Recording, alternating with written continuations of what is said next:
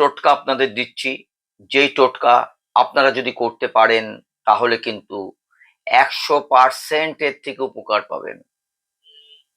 আপনারা ভাবতেও পারছেন না আমি কি টোটকা দিতে পারি। টোটকাটা হচ্ছে, আপনার বাড়িতে কি পোষ্য কোনো কুকুর আছে?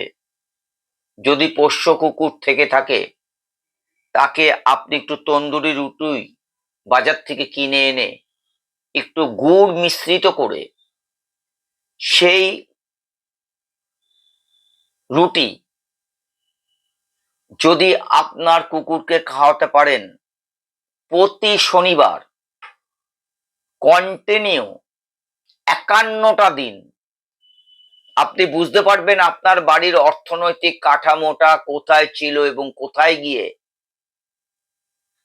তা দাঁড়িয়েছে। সেটা কিন্তু সময় বলে দেবে।